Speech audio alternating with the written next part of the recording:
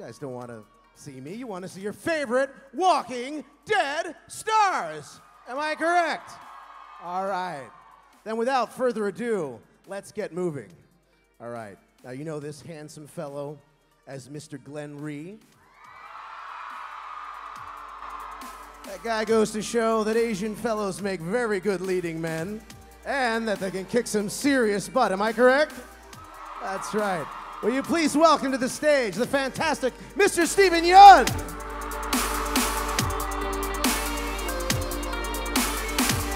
That's right. All right.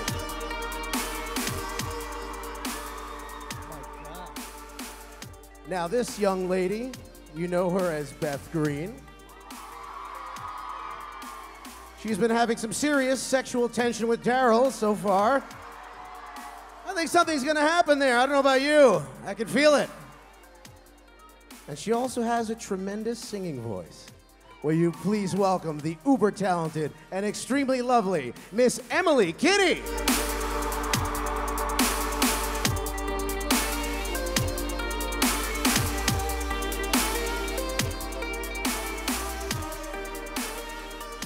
Now this beautiful young lady was a transplant from Woodbury, but we've pulled her over to our team, and I think now she's become a fan favorite. She's fantastic, and I know you love her all. Please welcome Mrs. Saniqua Martin Green, and you know her as Sasha.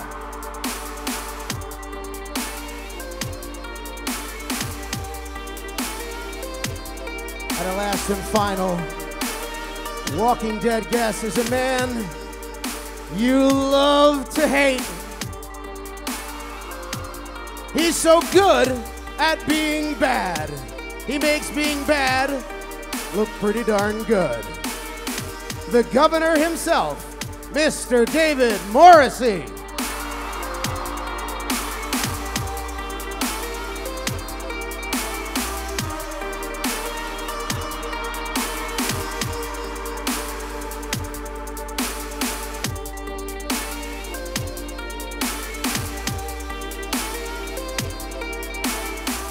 This woman,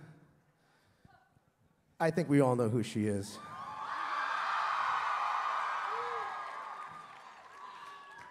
She is really good with a sword.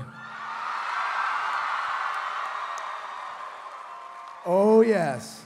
Will you please welcome the lovely Denai to the stage? Bring her on.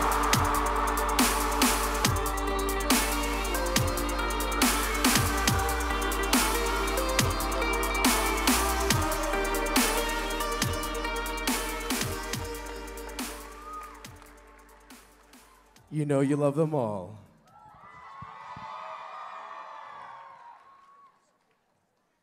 All right. Now, we have some prearranged questions here from fans of MegaCon that have sent them in. So these are some pretty cool ones from a lot of MegaCon guests over the years. All right. Now, we have a first one here is from Carrie Carson. And the question is for David Morrissey.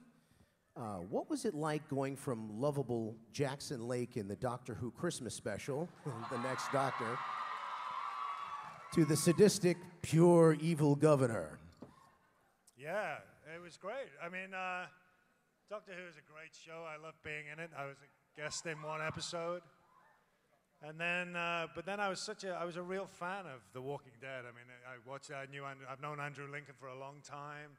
So when it aired in the UK, I was just straight on it. And also Lenny James was in it, who's a great friend of mine, was playing Morgan. So I watched the pilots and I was just blown away. So when I was asked to join the cast, I couldn't have been happier. And also, I think everybody would agree, I mean, there's something similar about the two shows. You know, David Tennant and Andrew Lincoln, they're both brilliant leading men. You know, they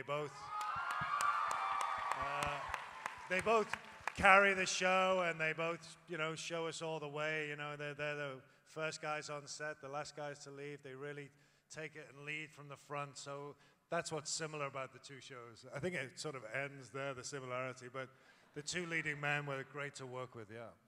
Excellent. All right. This next question is from Aaron Lozano, and the question is also for you, David.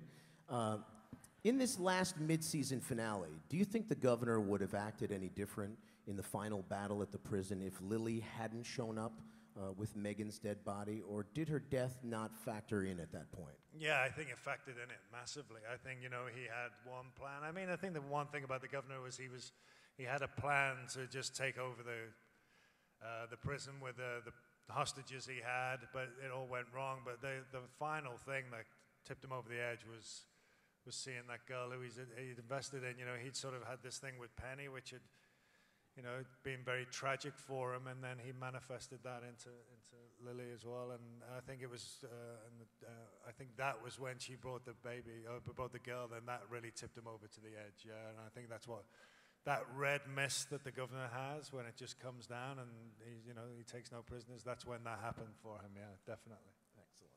All right. In fact, a couple of these questions are actually the order they gave them to me are straight to you, Dave. We have plenty for all of you guys, all right? I'm sorry about this, all right?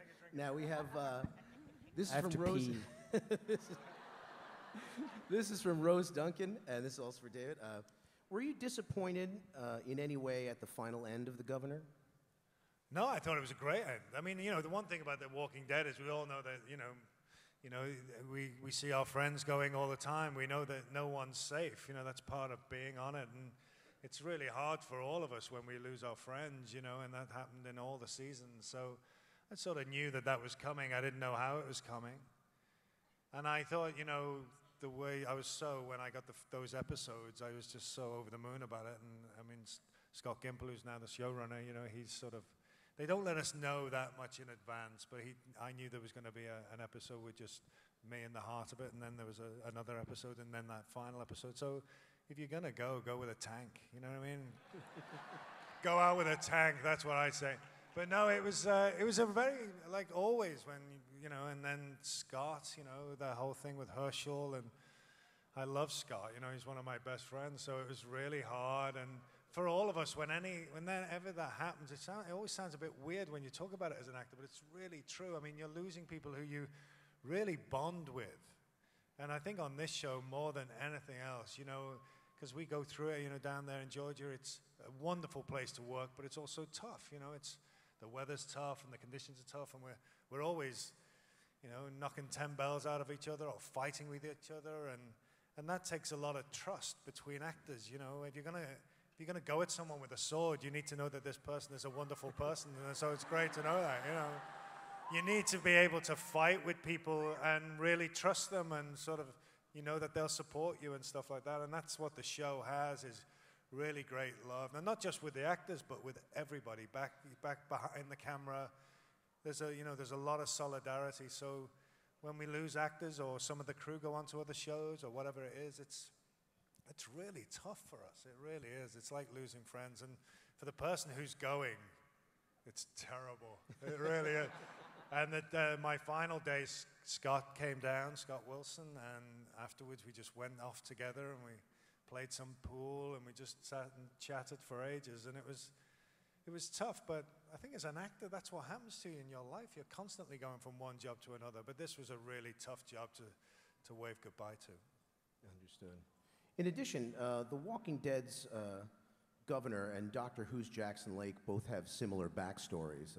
Loss of family leads to mental break, but ran in total opposite directions, with one becoming a psychotic tyrant and the other a selfless hero. What, if any, were the similarities and difference in preparing for playing those two roles? No, I mean, you know, all roles that you prepare for, I think all of us would say, you know, you look at the backstory, you think about where that person's come from, what baggage they're carrying in their life. I think the difference really with us is the whole human race is facing a problem, you know, so any other show you look at and think, what's my character's problem, what's he facing in the world, what are his demons? In The Walking Dead, there's a sense of solidarity about the human races. They're all just trying to survive as best they can. So that thing that they all have, that one objective, I think what makes the show stand out. You know, I think everybody can watch the show, can understand that that's the one thing that all the characters have, is this real need and desire to survive. And the big question that everybody asks when they're watching the show is, what would I do in that situation? And that's what gives the show its frisson, I think, with the audiences. They're constantly thinking, would I do that? I wish I hadn't have done that if I was in that situation or whatever, but they can identify with it. But as far as preparing for character is concerned, it's always the same. You just start with your backstory, really. And this one's from Stephanie Baumgartner, also for you, David. That's the way they came. They're in the line. I warned him already earlier before. Sorry about that, folks. There's plenty for everybody. All right. Do you think that the governor could have ever decided to let the revenge go and just live the new life he found with Megan and Lily? Or you don't want the governor to let the revenge go. I mean, that's not what he does. What's that? That's not the governor. No, there's no way the governor, that's what I loved about it, was sometimes you thought, oh, he's going to let it go. He's going to let it go. He's discovered this little girl and their family in an apartment. He's going to let it go. He's never going to let it go. He's going to come at you. I mean, that's what you love about him, is you constantly think there's going to be a good side to him.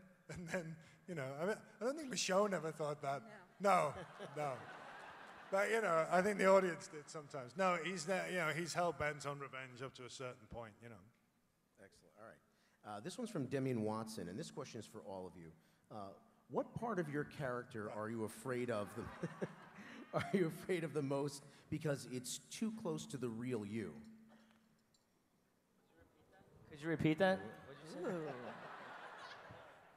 What part of your character are you afraid of because it's too close to the real you? I'm so glad it's not me. I think we need a therapist couch for this question. That's a good question. I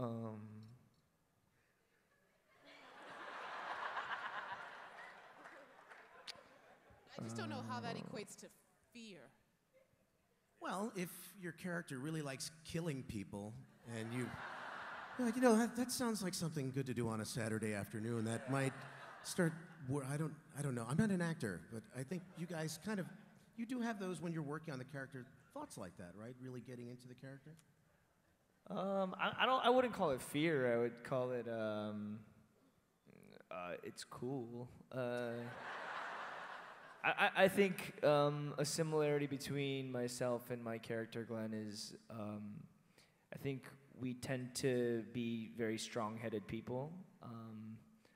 I really I don't know. I don't really I don't fold that easily, and I don't think Glenn folds that easily. So I'll take that one. That's good. I think the other thing, though, is that we all like to think of ourselves as what we would do in a situation. We always like to think of ourselves that, when the chips were down, we'd step forward and defend people, and that, if it all went wrong, that you'd be the guy saying, hey, hang on here.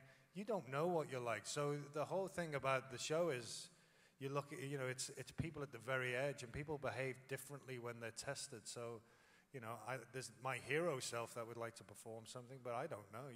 Nobody knows until the situation happens. You feel like you would like to run away from a crisis, but sometimes you're running towards a crisis. You never know. So it's very easy to judge people from a distance, and you don't know until you're in that situation. So that's very important. Right. I think, just like you said, I agree with you, and just like you said, it's really cool. It's not necessarily fear. There are definitely similarities, I think, with all of us and our characters. Our characters, in a sense, hold up a mirror to ourselves in small ways, in just a few ways. But it's like at the point of the most pressure, that's when people are the truest, to themselves. And all the characters in this world, they are at the moment of the most pressure. And they're all, heroic, except for... but anyway, perspective, right? But anyway, I think for Sasha and I think it's about, she puts on that tough face. She's honestly strong. That is what she is, but she also does put on that tough face, and I think that is something that I share with her. Don't know if I'm afraid of it, like we said, but I do think we are similar in that way, yes. I guess for me and Michonne is she's more like this than me. I think if Michonne and Denai went up against each other, Michonne would win. But Michonne, kind of like what Steven said about Glenn, she would not go down without quite a fight. And I'm somewhat similar, but just not in the same manner. I don't walk the streets with a sword. Right. They're in my trunk.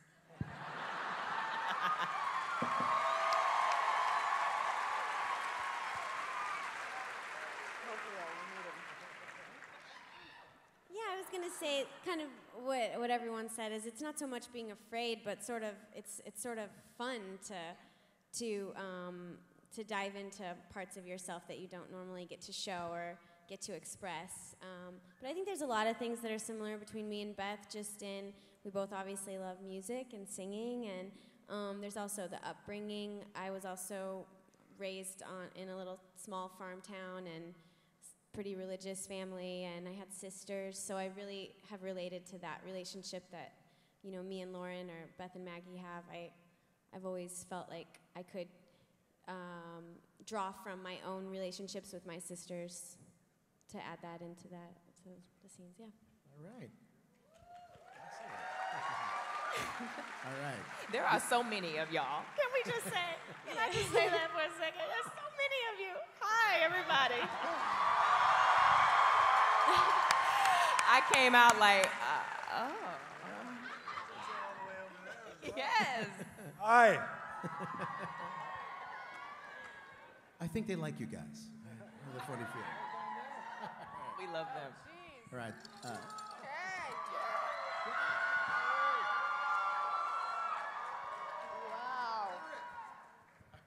This next question is from Denny Cox, and it's for all of you as well. What has been the hardest scene for you to do during the time with The Walking Dead? During your specific time with the hardest scene for you? Yeah, that was hard. The final scene in mid-season finale, yeah, that was really hard. Emotionally, but physically as well. But it was really hard. There was a lot of tears around that week, really, when we were outside the prison. That was really tough. Yeah, I agree. Even though I didn't have to do much but react to what you guys were doing. But I thought that scene was really hard for me. It stuck with me for a long time. It's, you know.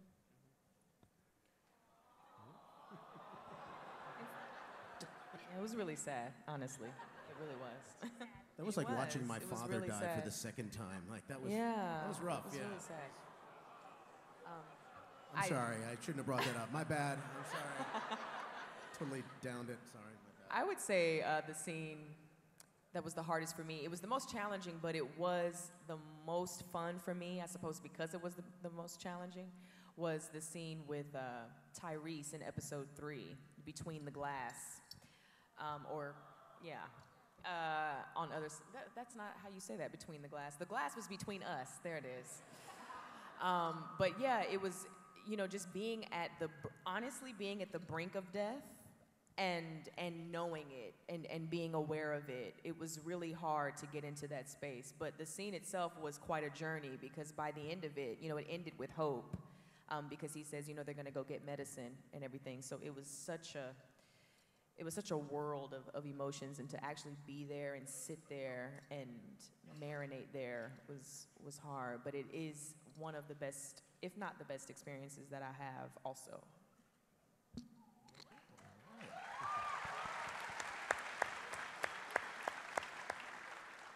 Now, this is from Sebastian Picone, and this is for all of you as well. On a show where no character is safe, and in any episode could be your last, do you find that helps add to the urgency of your characters? Do you feel the same, this could be it panic as they do? Do we feel the same panic as they do? Well, knowing that, I mean, I've never seen a show that's been chopped, where characters have been literally cut almost every week. Characters that people have really liked so much. So, yeah, that was a pun. Okay, that didn't work out. Okay. So do you feel that works into your characters too, because of the urgency situation Oh, of I this see what you're saying. apocalypse scene? Sure.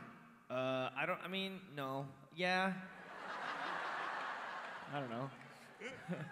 I think the prospect of like losing your job or getting eaten by a walker are slightly different. But I suppose you can funnel that into each other somehow. I don't know. I mean, for me, you know, there is that looming thing, but I don't think, at this point, honestly, I don't think people really think about it. Like, it is a bummer if you go, but I don't think we're all, like, we're not on eggshells wondering if we're going to, if we're gonna be killed off. I think it's more, we get to be part of something really great, and because of that, we know that they're gonna service whatever story, if it requires a death, really well. So, I remember Scott. He didn't like it. Nobody likes it, but he knew then that he had a moment to just crush it like he always does. And what an awesome, amazing performance by him in light of the fact that he was going. And I think you just kind of accept your fate, and then you just do the best work that you can. I think our situation and surroundings and the people we work with definitely help us do that.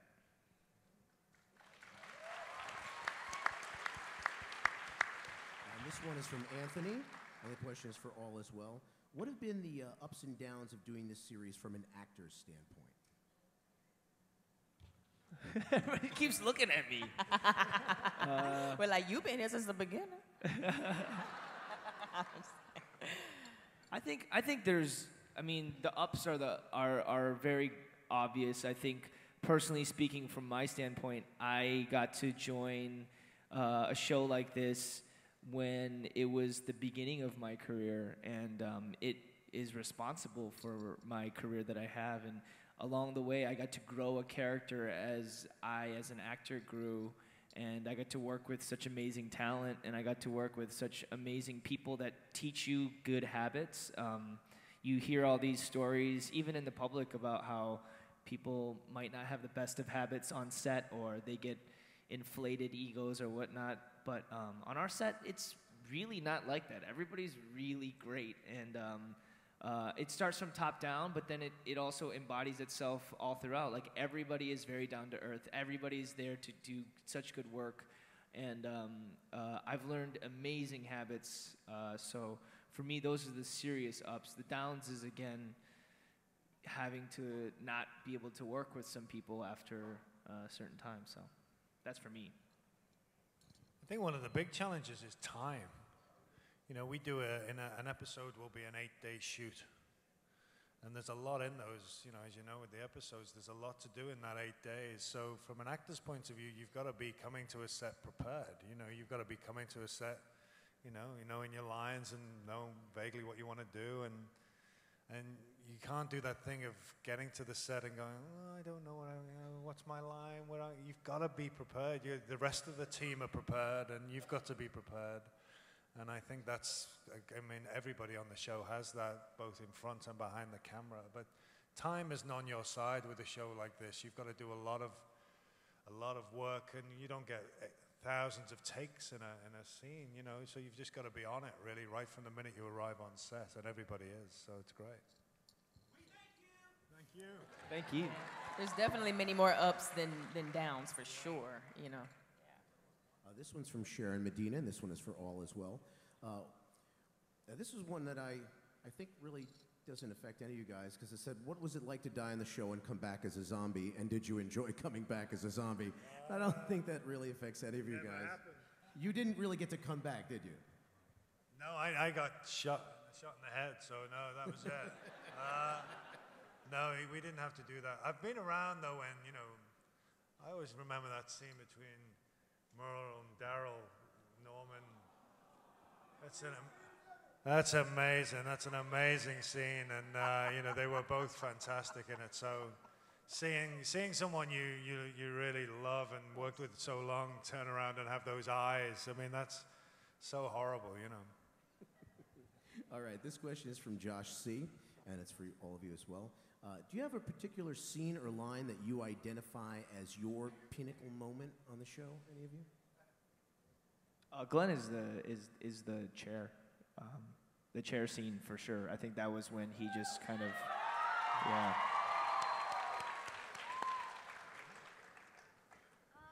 I feel like it's hard for me to pick a pinnacle moment. I feel like Beth is still growing. I feel like it's hard for me to pick. There's definitely been moments where she's had turnarounds, like in season 2 when she was gonna, commit suicide and decided not to. And then of course in these episodes with Daryl, I think she's found a partner, and she's gotten to be herself in a different way, without the group. And she finally got her first sip of moonshine, you know. That's a special moment. So, but I really feel like she's still growing a lot. I guess there have been a series of little moments that I probably was experiencing that, you know, to me, I could see where they were leading, but so it's hard to put my finger on one as well. I guess the one that really, where it was obvious she was becoming more and more part of this group, and hence she was being led more towards her healing, was probably the scene where Beth makes her hold the baby, because that really forces her to start to face her wounds through like actually connecting with this child.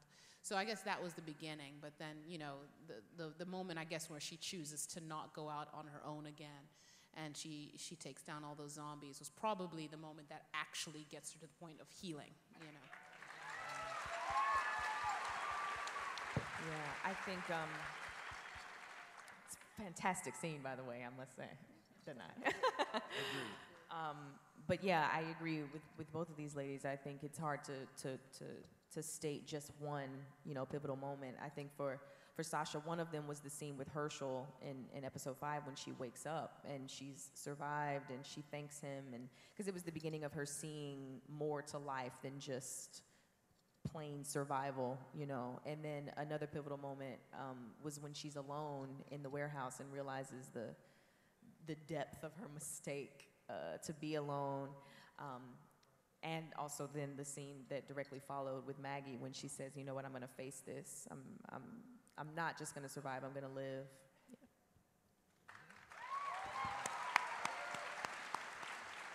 Yeah, again, I agree. I mean, it's so many. I mean, I think the big thing in season 3 was losing my eye and my daughter in one scene to Michonne.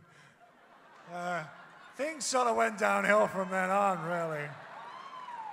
I mean, yeah, that wasn't a good day. There was certainly a character shift after that.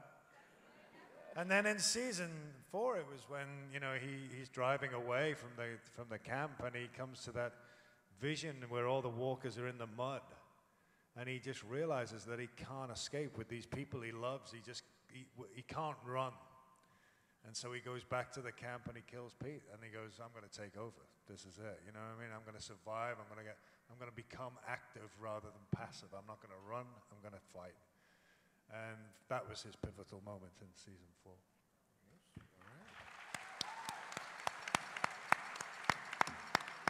right, this next question is from Maria Tolsman. This is for Steven. Do you ever start missing your baseball hat? Yeah. I do. It was nice to not have to just wake up and then put a hat on. That was nice for work's sake. I don't know. You know, I think that was the hat's not gone. I think in the last couple seasons, it just kind of signifies, you know, this growth that he's gone through. I don't know if it was, you know, it's not such a hard symbol per se, but you know, maybe if he finds like a Detroit Tigers hat, he'll put that one back on.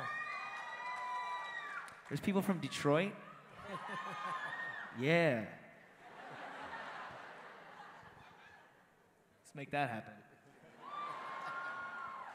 All right, this other question is from Sammy Payne. This was for you, Stephen, and Lauren, who could not make it here today. But she is missed. Do you think Glenn and Maggie would have reacted differently to the zombie apocalypse if they did not have such a strong romantic bond? I mean, I can only speak for myself. I think Glenn, in this particular position that he's in, you know, I get this question, which is like, do you ever feel Glenn is a better person post-apocalypse to pre-apocalypse, that he's reached more of a potential? And I can see that. I think, you know, in the previous world, there was certain things that happened in his life, I'm sure, and also the way that society functioned, where he just kind of was fine with whatever he was doing. He didn't have to really push. He didn't have to do anything. He was just he was fine just being who he was. But then, you know, you take that away and you then see what someone's really made of. And I think that's where Glenn really shines, is that you strip away all the conditions of like the safety of life, and then you see that Glenn is actually made of a lot more than everybody thought, and I think he sees that, but it only came from the fact that he had a reason to live. In the last episode, spoiler? It's not a spoiler. He says to Tara, oh wait, no, that didn't happen. That was close. That was really close.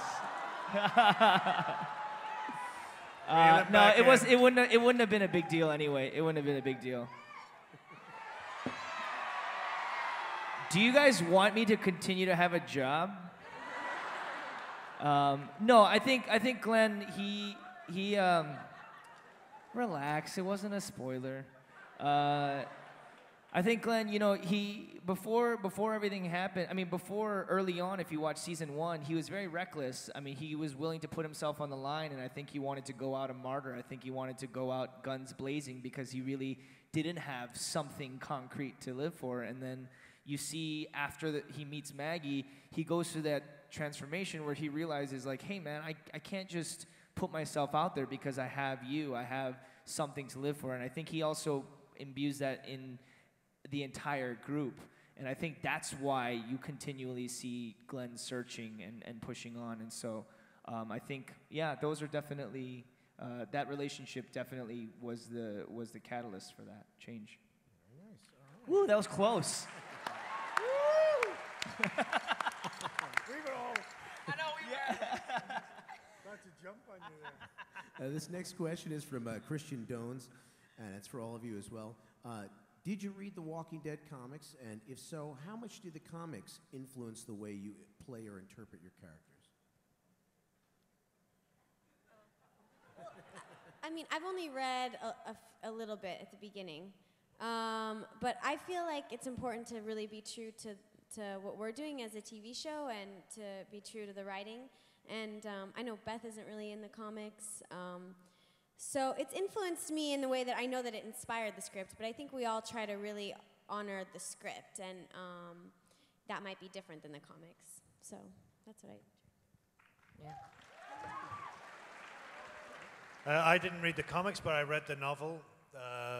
Robert wrote The Rise of the Governor and Welcome to Woodbury, and I read them. And they're great novels. I've read the comics since then. I mean, the constant thing between the two entities is Robert. So, you know, we're not really, sometimes some of us read the comics, some of us don't, but Robert is over both things. So, you know, it's being honored by him being at the heart of both operations. Absolutely.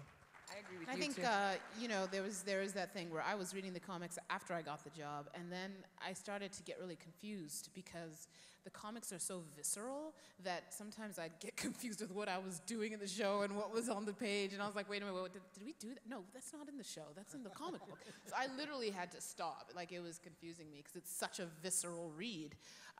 But also, yeah, that's so true with Robert's, you know, presence in the show.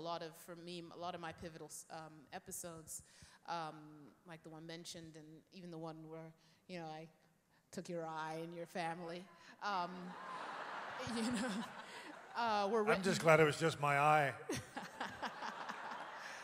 Yeah, it's the only place my aim could go. Otherwise, I would have ventured other places.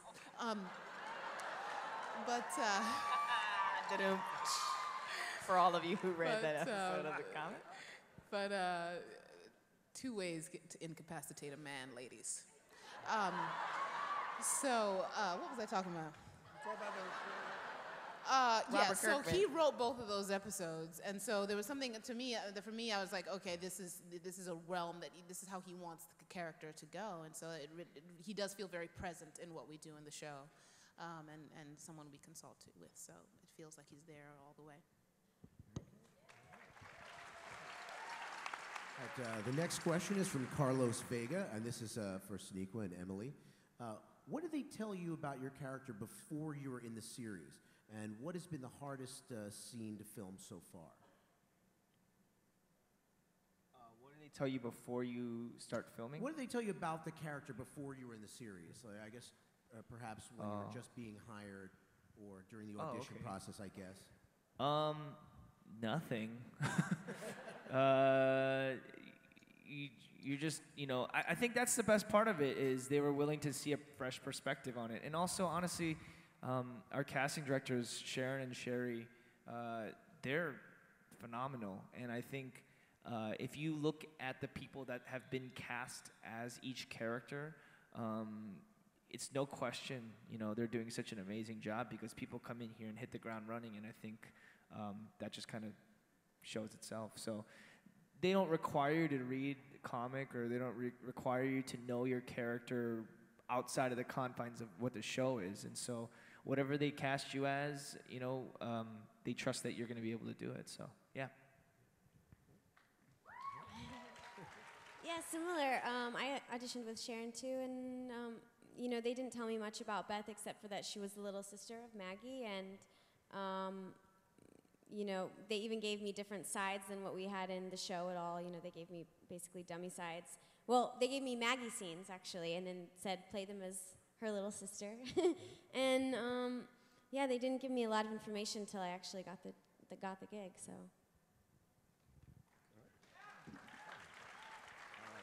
This one's from Mike Macaluso, and this is for David. Was it easy to see that the governor was afraid when he was reunited with Martinez that he would be exposed to his new family? And do you think that he was similarly afraid that Rick would expose his murder of the Woodbury Army, hiding that secret?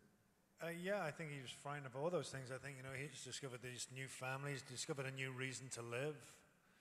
He's reinvented himself, and that thing of when you meet strangers, you can pretend to be anybody you want, and then they discover that you're not. You're the person you always were.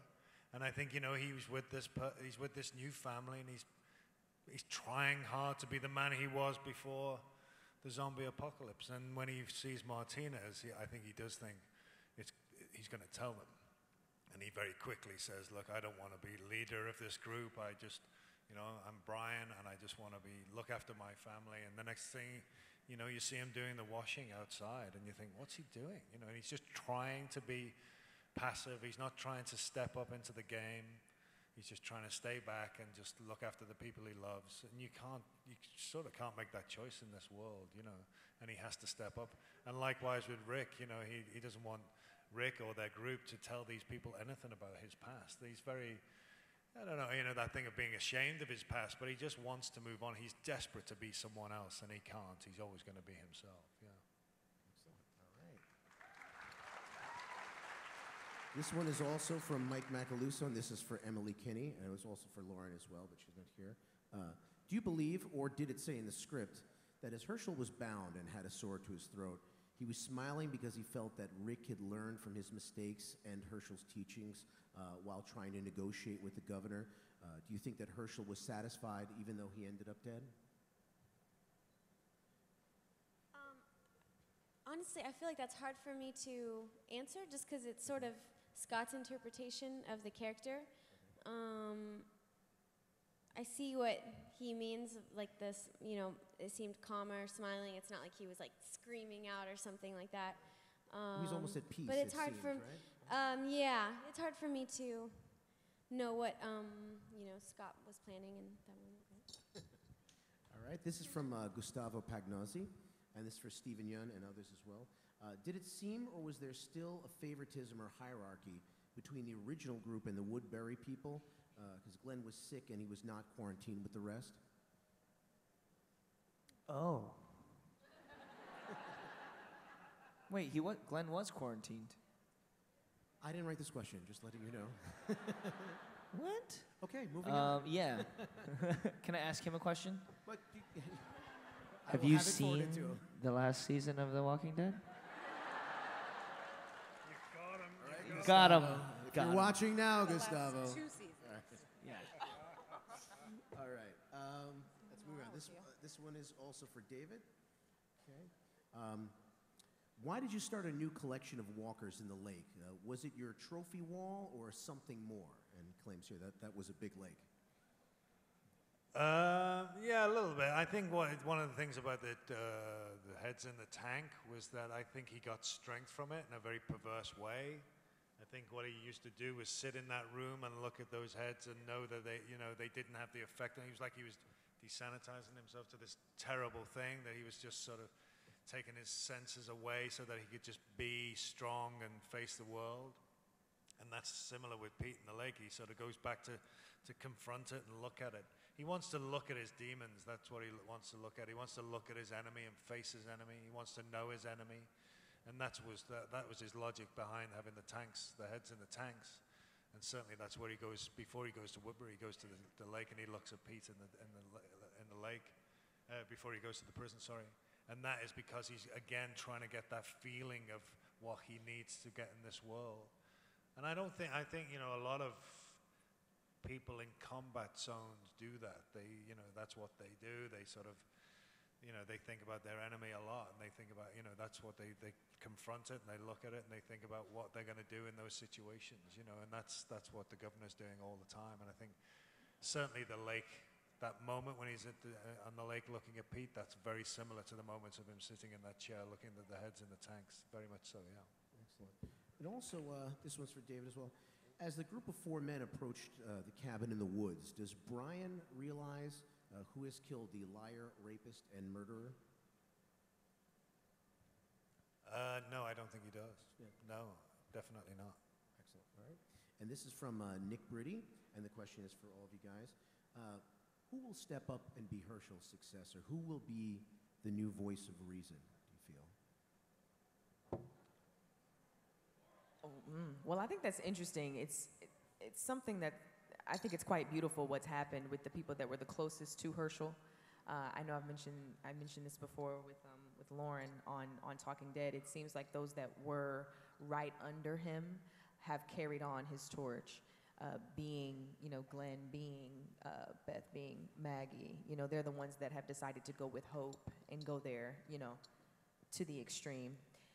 And it's like they picked up on his heart and, you know, learned the most from his wisdom and decided to, you know, carry it on. That's how it seems to me, which I think is quite beautiful and really shows just how much Herschel, just how big of an impact he made on the group.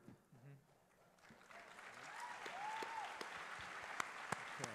And this one's also from Nick Britty. This is our final question for all of you. Who will be the next villain now that the governor is gone? Or will it just be an internal struggle within the group, you feel? Hey, don't mess with Carl. You got to go through me. Don't mess with Carl. Mess with Carl. All right, guys, on behalf of MegaCon, let's give it up for your Walking Dead stars, everybody.